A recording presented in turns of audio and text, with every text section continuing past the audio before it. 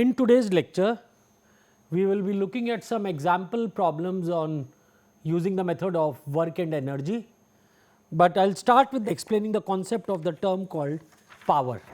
Now, in physics, power has a specific meaning, and what we mean by power is the rate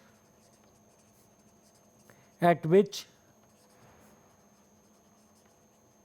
work is done. Now, work, as we have seen, is done by a particular force. So, power is the rate at which work is done, and what we know is that the amount of work done if a force F, if under the force F, influence of this force a particle moves a displacement delta r, then the work done in this displacement is given as F dotted with dr.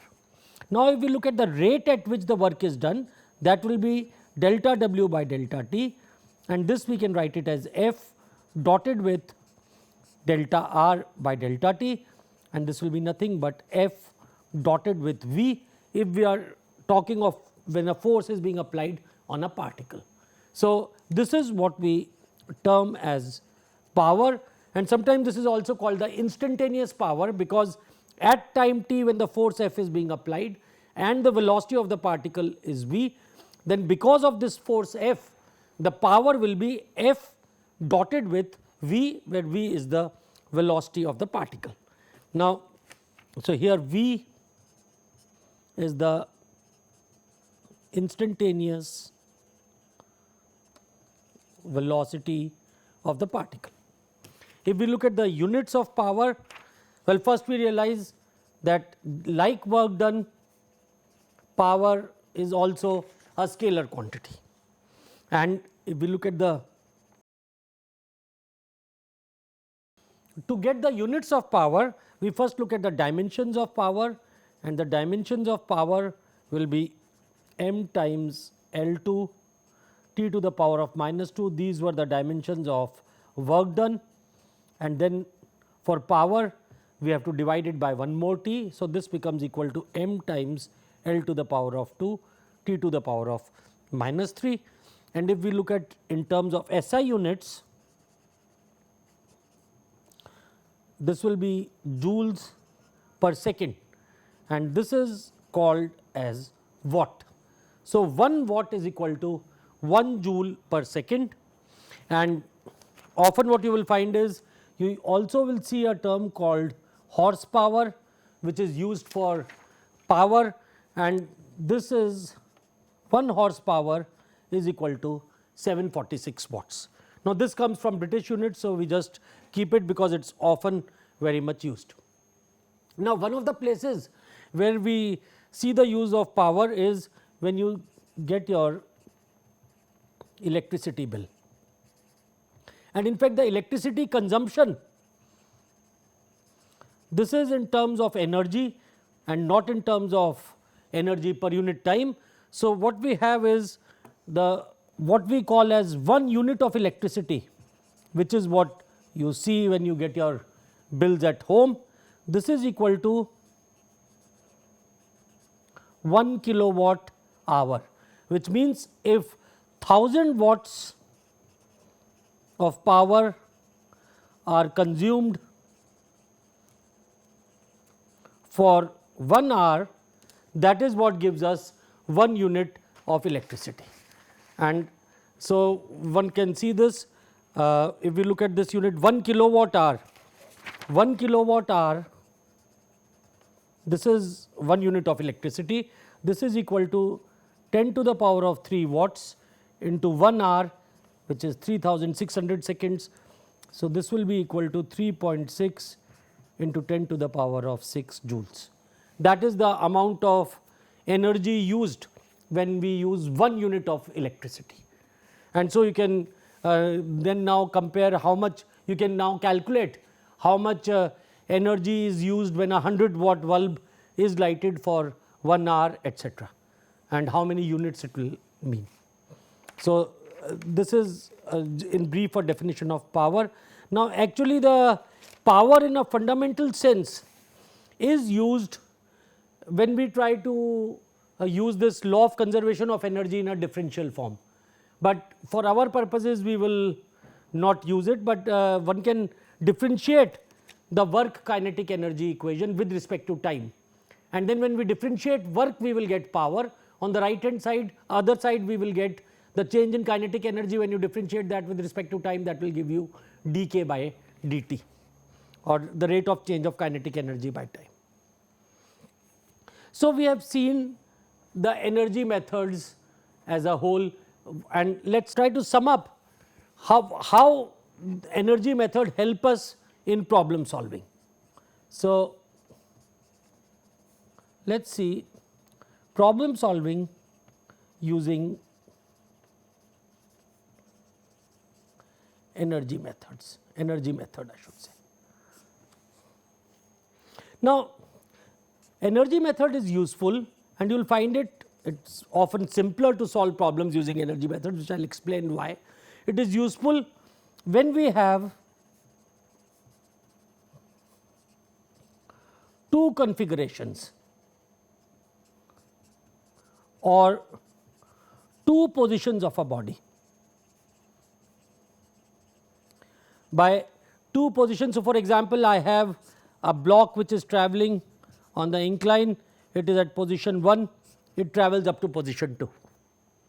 So, or it could be something travelling a block moving on a circular track, this is position 1, when it moves at the topmost point, this is position 2. Of course, there could be many more positions, and we could apply energy method between any two positions. And what will happen is that we will often need to find either the force, the velocity, or the position at one of the two configurations. In general, what you will find is that when we use energy methods, we will not be finding accelerations, because when we see the energy method, what we are doing is we are taking Newton's law, which is F is equal to ma, and we are integrating this with respect to position, with respect to dr. We take F dot dr, that is what gives us work done, and on the other side we get that is equal to the change in kinetic energy. So, the work energy method is actually in some sense an integrated form of Newton's law. With Newton's law, when you apply second law, you can get acceleration at each configuration, not at 1 or 2. But when we integrate this, then and we apply the integrated form starting from position 1 to position 2, that is where the work energy method turns out to be useful. Now, what are the advantages, we will just see, but when we start any problem where we want to use work energy method, or we will be able to, when you start, you want to know whether you can use the work energy method, will it be useful or not, or should we use Newton's law. So, the first thing which you do is that you physically, and sometimes it may not be physically, just or mentally, you draw the free body diagram of the particle. So, the particle which is moving, the block which is moving, you draw the free body diagram. And when you draw the free body diagram, what you will do is you will observe the forces acting on the particle. This is what a free body diagram does. It shows you all the forces acting on the particle. So, mentally you draw the free body diagram, or physically you draw the free body diagram. So, for example, when I say this block is moving up the incline, I draw the free body diagram of the block. So, then what I will have is, if the block is moving up the incline, there is a weight mg, there is a normal reaction, and then there is a friction force, and possibly because the block is moving up, there has to be some sort of an external force which is pushing it up. So, we mentally draw the free body diagram, if not physically, at least have the picture of this free body diagram. Now, the advantage of the work energy method is that if we use the work energy principle, then we know the path of the particle. Any force which is perpendicular to the path of the particle does not contribute to the work done by external forces on the particle. So, this is the first simplification which comes. Let us look at this example. In this case, this particle is moving up along the x direction. The normal reaction n is always perpendicular to x direction. So, if we use the work energy method in this problem, we do not have to bother about n, because we know the work done by n will always be 0. In this problem, there will be work done by mg, work done by friction, work done by force F, which have to be accounted for, but work done by n will not be there. So, this is where one simplification comes, that when we draw the free body diagram, we will be able to realize that some of the forces do not do any work. And this particularly will become more useful when we have more than one particles which are connected, because then what we will find is that there are some interconnections between the two bodies, and these interconnecting forces will do work on body 1 as well as body 2, but when we look at body 1 and 2 together as a system, then these forces will not do any work. And so, the workless forces makes our job easier. Now, what is the work energy principle? Work energy principle says that change in kinetic energy is equal to work done by all external forces. So, the body moves from configuration 1 to configuration 2, then we calculate the work done by all external forces as the body moves from 1 to 2, and this sum of all the work done is equal to the change in kinetic energy, which means this is equal to kinetic energy at state 2 minus kinetic energy at state 1. Now, the second simplification which comes is that when we talk of work done by all external forces, what we have seen is that there are some external forces where or whose work done can be written as minus the change in potential energy. We have seen these forces in the last class. So, for some of the external forces, the work done is equal to minus the change, and we use the symbol V. So, let us say there is a force 1 which has a potential energy, force 2 for which a potential energy can be defined, then the work done by those forces can be written as minus the change in potential energy. And these forces we call them as conservative forces. So, if we have any conservative forces in the system, the work done by these forces will be given as minus the change in potential energy. Now, the usefulness of this conservative forces is that the work done by conservative forces, it only depends on state 1 and state 2, and it does not depend on the path taken between 1 and 2. So, therefore, if we take the work, so what we can write is, let us come back to the work energy equation, delta K, we write it as work done by conservative forces plus work done by non-conservative forces. And the work done by conservative forces, this can be written as minus delta V. So, this gives us delta K plus delta V is equal to the work done by non-conservative forces. So, this is the simplification which we get in case if there are no non-conservative forces acting in the on the particle, then change in kinetic energy plus change in potential energy is equal to 0, and so we can find the potential energy or the kinetic energy at one of the two configurations, and depending on whatever the unknown is, we will be able to solve our problems. So, this is how one can then use work energy methods for to help in problem solving. Now, one thing we realize is, and this you can see as a limitation of the work energy principle, is that what we will be able to get at configuration 1 or configuration 2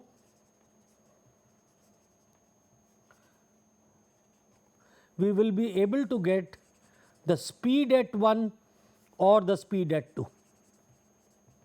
This we call as V1 or V2. Assuming that one of them is unknown, we will be able to get the speed, but we will not get the velocity vector. Of course, if the problem is of one dimensional motion, then this also becomes, you will get to know the velocity vector, because velocity is along that line only.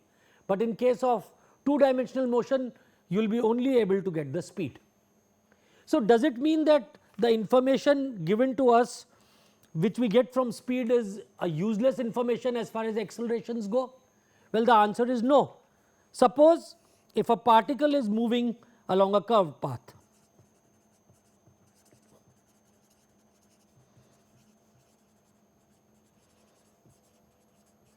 then what we know is at any position, let us say 1. So, if this is position 1, the normal component of acceleration is equal to v square upon r, where v is the speed of the particle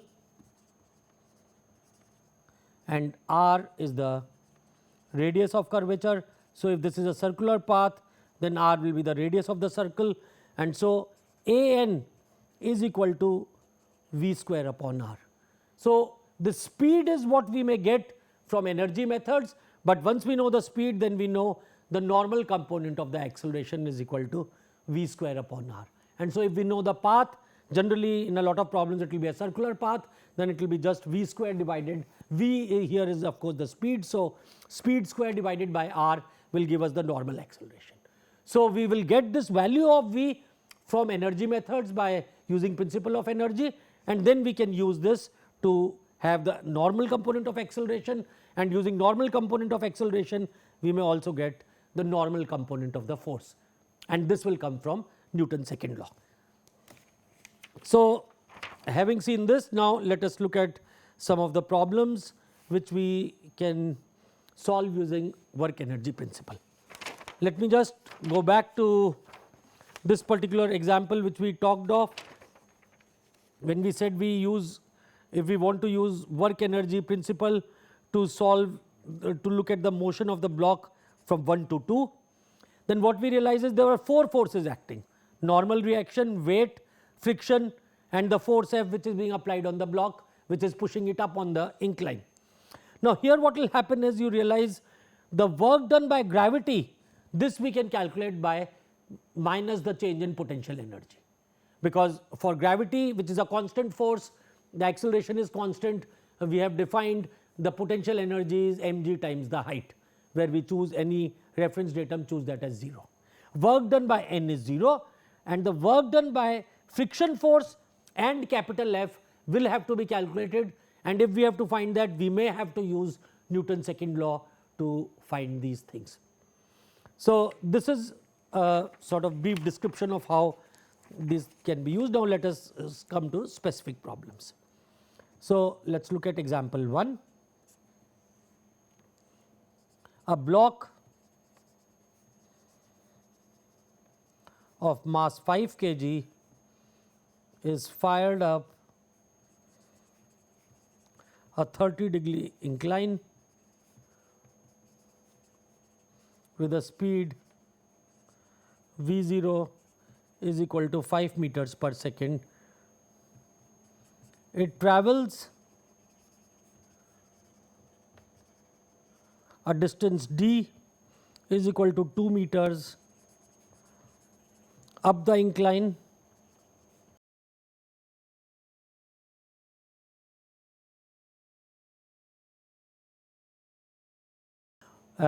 It comes to rest for a moment and then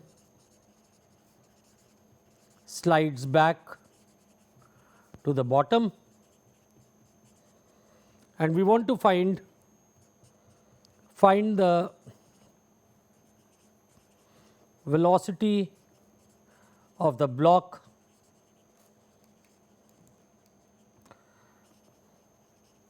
when it comes down at its starting position.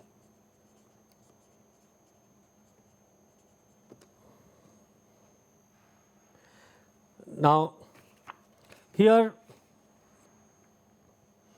one thing what is given to us is since the block is starting with this thing, it travels only a distance up to 2 meters and then it starts to come down. So, here let us first look at the friction force between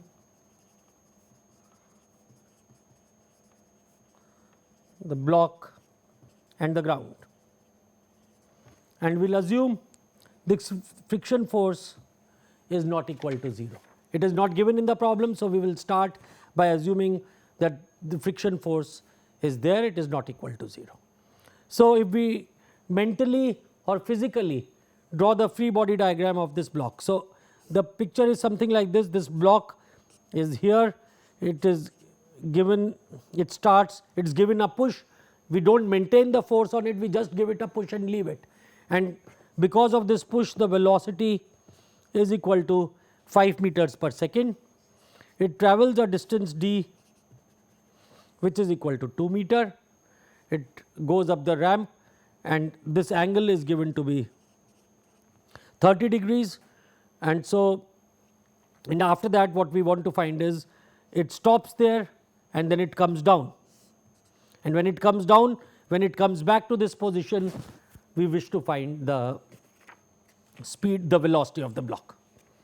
So, let us when we look at this, when I draw the free body diagram of the block, I have when it is moving up. So, let us look at the block moving up, there is normal reaction,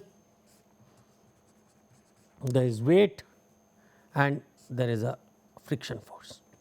These are the only 3 forces acting on the block. So, external forces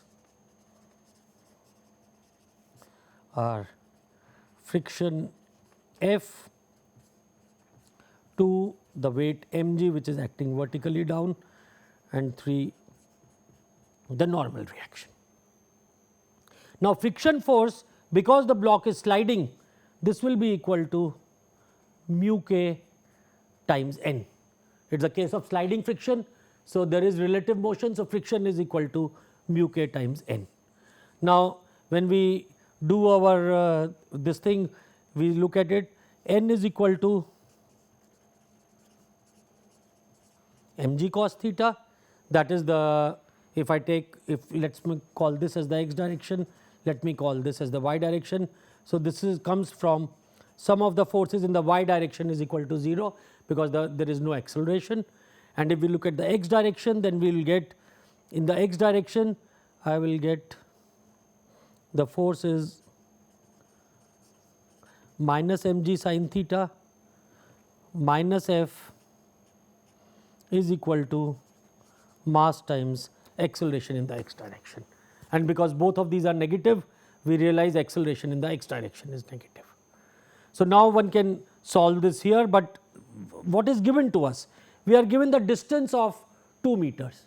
So, if we solve, if we try to start solving the problem in this method, we can solve the problem, but we will have to first find acceleration related to the distance d and then solve it.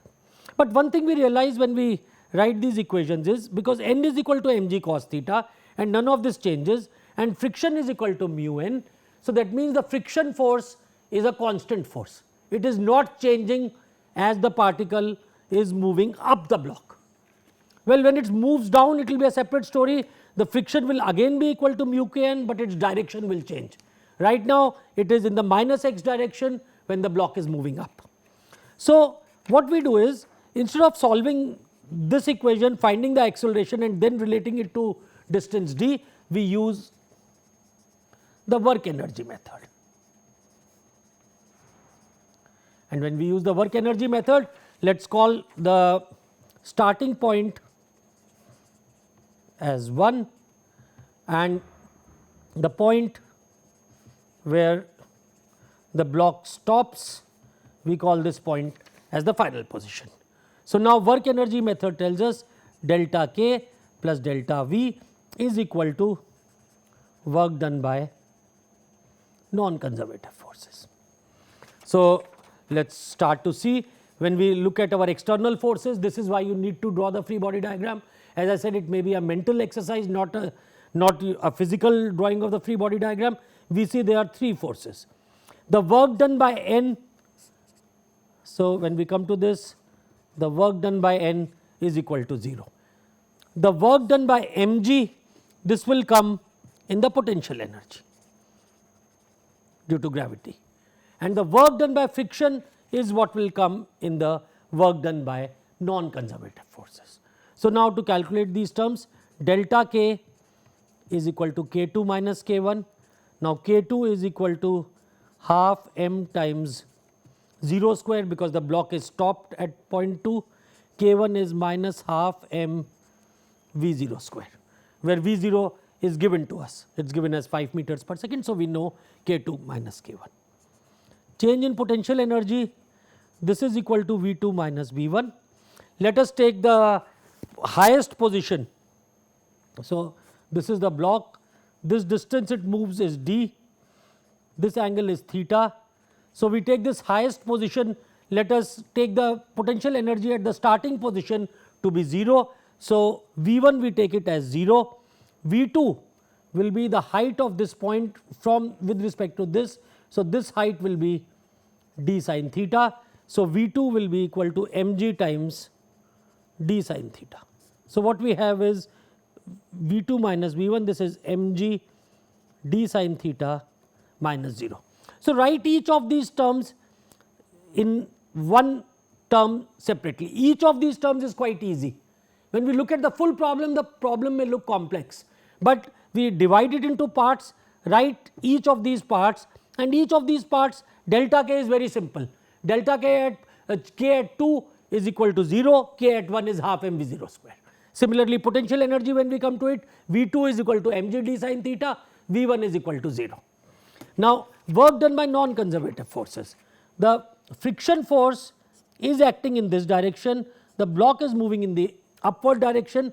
So, work done by friction can be written as minus of F times d, because friction as we have seen is a constant force. So, therefore, this will be minus F times d, and because these two are in opposite direction, we get the minus sign. So, now once we do this, then we combine everything, what we get is minus half m V0 square plus mg times d sin theta is equal to minus F times d, and from here what we will get is F is equal to m V0 square by 2d minus mg sin theta. So, we get the value of friction force. Now, to find this friction force, we know if the block has to move up, has to be always positive, and this will give us the condition on V0 for this block to move up, or up till what height can it go. Now, after that what we have is, let us look at the, what we have to find is when the block comes down,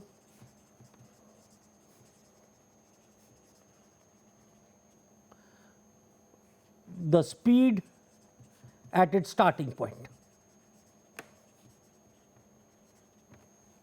So, what we will do is, now let us call this position when it returns to the starting point, we call this as 3. Now, physically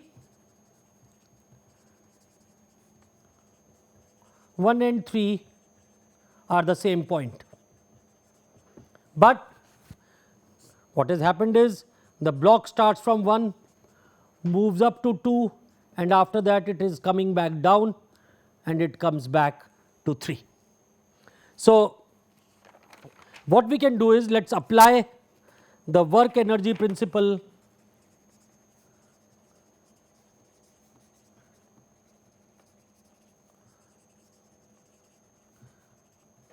between 1 and 3. Now, what we will exploit is that friction force has the same magnitude. We have seen this, that magnitude of friction force is equal to mu k n, and whether the particle is moving up or moving down, n is equal to mg cos theta. So, magnitude of friction force is equal to mg cos theta. But what happens is, when the particle moves up, then friction force is in the downward direction, the particle is moving up. So, this is when the particle moves from 1 to 2, and when the particle moves from 2 to 3, it is coming down. So, now the friction force is in this direction and this is the displacement. So, once again the work done by friction from 2 to 3 will be equal to minus F times d, and the work done by friction during its movement from 1 to 2 will be minus F times d. So, that means when the particle moves from 1 to 3, the work done by friction is equal to minus F d plus minus F d, which is equal to minus 2 times F d. And we have our principle delta k plus delta v is equal to work done by friction, and this is now on the entire journey from 1 to 3. Delta k will be equal to half m v 3 square minus half m v 0 square, because k 3 is half m v 3 square. This v 3 is the unknown we want to find out, v 0 is given to us. Now, what about delta v? What is potential energy at 3 and potential energy at 1? Both of them are equal to 0, because the particle is at the same location where the datum we have taken as 0. So, therefore, from here we straight away get half m v 3 square minus v 0 square is equal to minus 2 f times d, and f we have calculated earlier. So, now we can put everything and we will get our answer, and when we work this out we get v 3 is equal to 3.77 meters per second. And we realize the particle comes back with a slower speed, because there is work done against friction which is not restorable, we do not get it back. The work done by gravity is restored back in form of kinetic energy, and that is why it is a conservative force, but work done by friction is not. And sometimes here you may see books will say that any constant force we can express a potential energy with respect to that. We can write an expression for potential energy.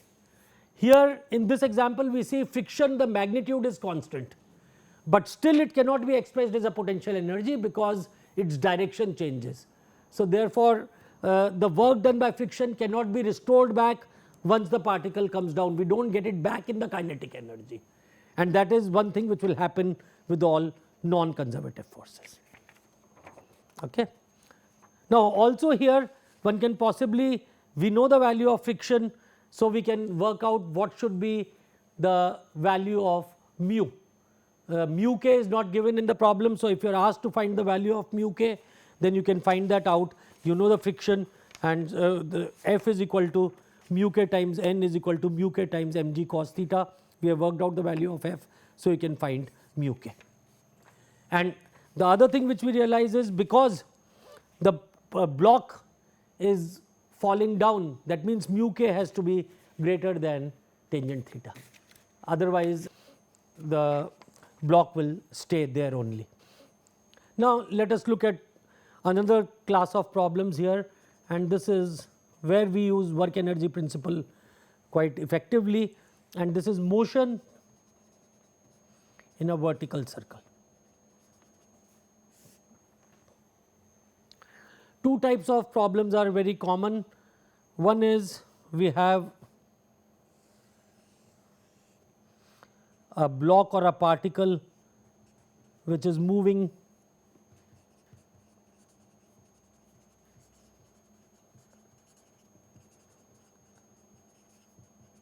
in a circular path, and here by saying it is a vertical circle means gravity is acting vertically downward. It is something like a ring which is kept vertical, and on that block or particle or an insect is moving on the ring. The second case of this is a case of a particle tied to a string which is almost weightless, and then the particle is performing a circular motion. So, this is like a pendulum. In a pendulum we give a small oscillation, so it keeps on oscillating, but here we do not restrict to a small oscillation. Let us say at this bottom point it has a velocity v. Does it complete the circle? Does it oscillate? What happens to it? What should be the value of v is all what we are going to analyze now. So, this is the second case is a mass m tied to a string of length L in a width. So, let us write the second case fully. So, I have a mass m tied to a string of length L and is rotated in a vertical circle with the center of circle being fixed to the other end of the string. So, this is a string of length L or radial length R, that will be the radius of the circle, and this block is moving. Now, in both these cases if we draw the free body diagram of the particle, let us say for this one I draw the free body diagram of the block, what I will see is that there will be a weight W, and when the particle is here there is a normal reaction N. Similarly, when I and then of course we will assume this is a frictionless path, otherwise there will be a force of friction also. Similarly, in this case of a string, what we will have is, if I draw the free body diagram of this mass m, we have the weight mg acting downwards and a string applies a tension force which is equal to T. Now, this is when the particle is at the bottom. What happens when the particle is at the top? So, assuming it undergoes the full circle, when it is at the top, what you will see is, if I draw the free body diagram, the weight will be acting here, and if I look at the normal reaction, then if the particle has to maintain contact, the normal reaction has to act downwards here, because the particle will exert an upward force on the circular block. So, the weight on the particle will be N downwards here, and in this case also if we look at the tension T, the string has to pull the particle down, and that force we will call as T. Of course, maybe I should call it T2, call it N2, because these will not be the same. The weight will be the same, but the tensions will be different. So, this is how we draw, if we draw the free body diagram, we will get pictures like this. Now, when we analyze this, once again this is a mental picture we have to make in mind when we analyze the whole motion. We may not draw the free body diagrams, but mentally we will have to keep this in mind. Now, one of the things which we ask in these problems is often, what is the minimum velocity which the particle should have at the bottom, so that it can execute the full circle. Now, what do we mean by the condition that it can execute the full circle? And for that, what is critical is the velocity at the top point. And to get that velocity at the top point, what will be the condition? How much should be the velocity at the top point, so that it is just able to complete this circle? And the condition for completing the circle will not come from velocity, it first has to come from the normal reaction or the tension T.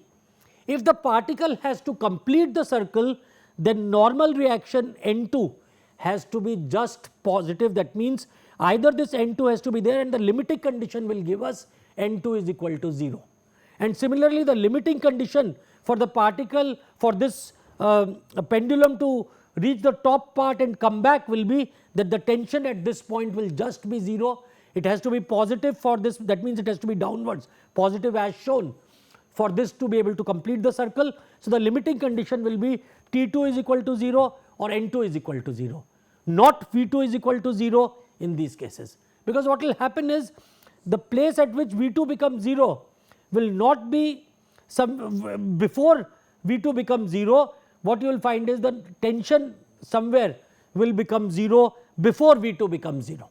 And once the tension becomes 0, then the string which is carrying this, once this tension is 0, the particle will just fall freely from that position. And similarly here, once normal reaction becomes 0, then the particle will just lose contact. So, if we want the particle to travel the full circle at the top position, that is where the normal reaction or the tension must be 0. So, once we understand this, then actually what we want to find is, we want to find two conditions. We want to find the minimum velocity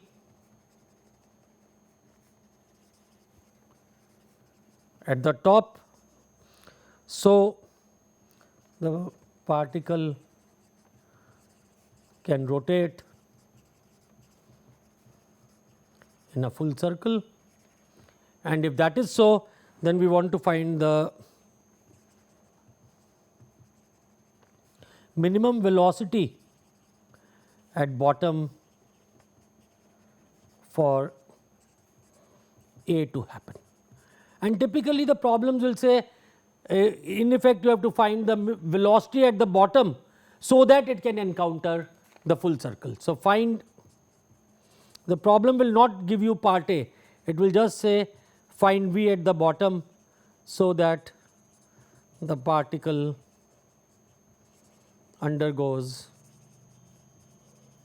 a full circle motion.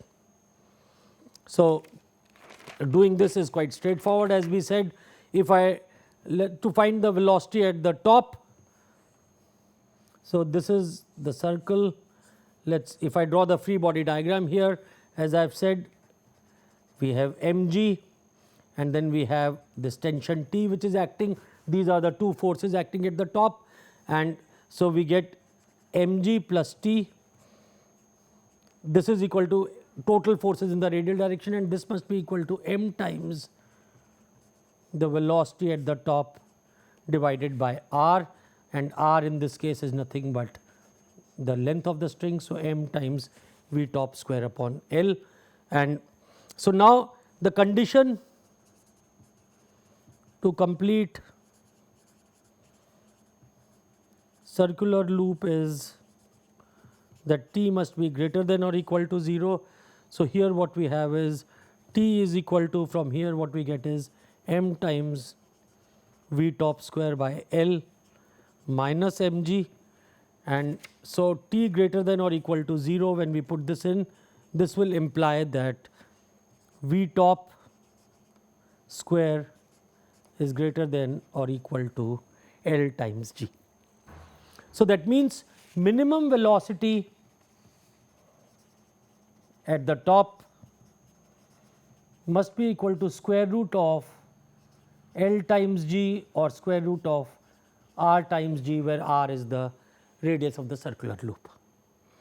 Now, to find the velocity at the bottom, we use work energy principle, with 1 being the top and 2 being the bottom. So, K2 is equal to half m Vb square, K1 is equal to half m Vt square, and which will be equal to half m Vt square will be equal to L times g. Okay. And then what we see is the only forces acting as the particle is moving. Now, as the particle moves, when it is in a general position, we have the weight mg acting, we have this tension, and we have the normal reaction, and or tension or the normal reaction which will be acting, that is it. So, therefore, the work done by T or N, this will be equal to 0. So, delta K plus delta V is equal to 0. Then we have V 2 is equal to mg times 2L or mg times 2R, and V 1 is equal to 0. So, we have taken the datum as the bottom. So, with respect to that, the vertical height of the top point is 2R. So, this is what we have for V 2 and V 1, and delta K plus delta V is equal to 0. So, this implies, this gives us half m V b square minus V t square minus mg times 2L is equal to 0. So, we get velocity at the bottom. Simplify this, you will get it as equal to root of 5 g L. So, now one thing what we realize is, if you look at this motion, this is not a uniform circular motion. Why is it not uniform? Because the velocity is changing. So, that means the speed is not constant throughout. So, we cannot use formulas for uniform circular motion, it is changing. Also, what we realize in this problem is that the tension T is changing with position. Tension T or the normal reaction N, depending on the class of problem, will be equivalent, they change with position. But because we are using the work energy formulation, the work done by T, work done by N is equal to 0. So, we do not have to bother what is the value of T at each location, and this is the sort of the power of the work energy principle. Otherwise, if we were to do Newton's law at each point, then we would have had to find T at each point, and we would not have been able to work out things so easily. But what we can do is, if we know velocity at any location, now this we can find even at any theta, that means at any angular location we can find the velocity. How can we find this? By work energy principle. We will use just for this, of course, we will need to know velocity at one location, and then we can find velocity at any location on the circle. We use the work energy principle. So, simply using this we can get the velocity at any location theta, and once we know that, then we can draw a free body diagram and use Newton's second law along the r direction to get the value of T or N at that theta. Because what will happen is, because this is circular motion, so along the r direction toward the center, the acceleration will be mv square upon r, and v is the speed. So, at any location, actually I had used velocity, I should have used here speed. Speed at any location can be found out, and so once we find the speed, then we can find the we use this and we can find mv square by r, we can use that to find T or N. So, now let us beat this, try to find some more things from this problem. We have this string, a mass of m, mass m being tied here, and what we want to find is what is the speed at O, so that the mass m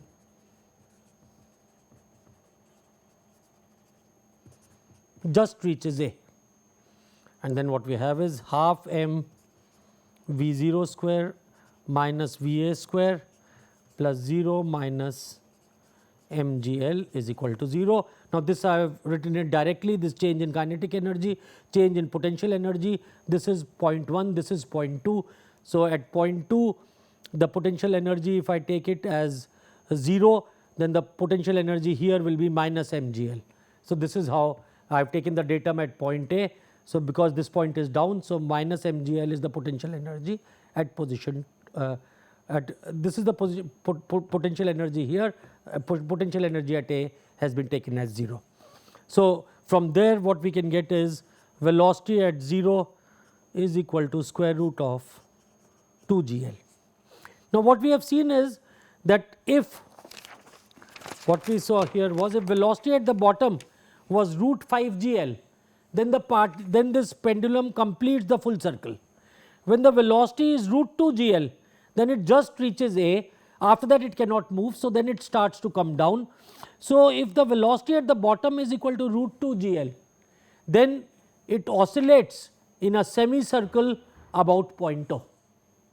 If the velocity is less than at bottom is less than root 2 gl, then it will oscillate, but it will not be able to go up to A, it will be able to go up to some intermediate point B. So, it will oscillate with some angular oscillation where this angle theta will be less than 90. The limiting case will come when velocity V0 at the bottom is root 2 gl, then it will be able to go up to A. And when velocity at bottom here, so that means if V0 is less than root 2 gl, the particle, the pendulum oscillates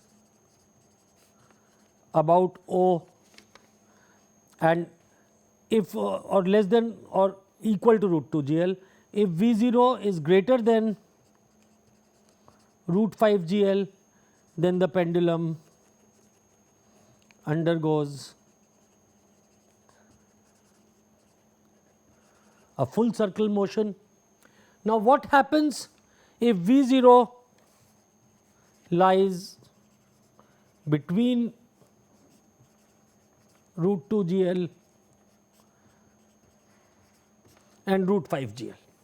So, if V0 lies between these two values, so the particle which let us say it starts from velocity O, it moves here. Because the velocity is greater than root 2 gl, it will go past the point A. I am just showing this full circle, but then what will happen is, depending on the magnitude of VO, somewhere here at whatever this angle theta is, the particle will encounter a position, encounter t is equal to 0, and at that point it leaves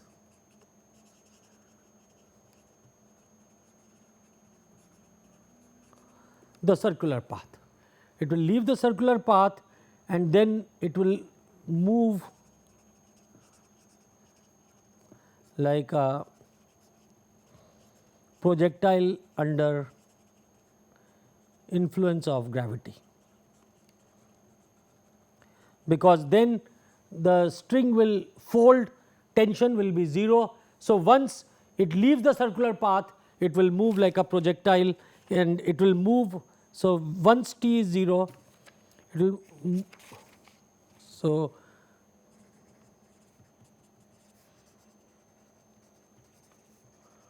moves like a projectile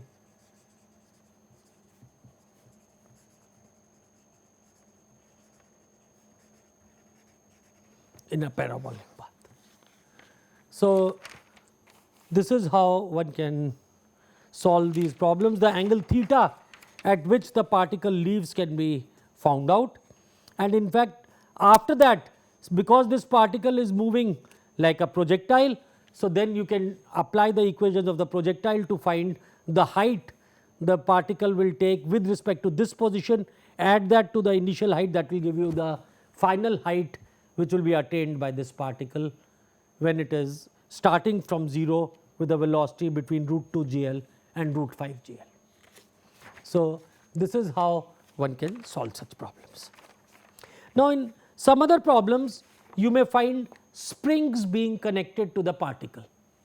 If a spring is connected, then the only, so let us just look at this. If a spring is connected to a particle, the only change which will come is in the potential energy, and potential energy is equal to half k delta square, where delta is the compression or the extension of the spring. So, rest all stays the same.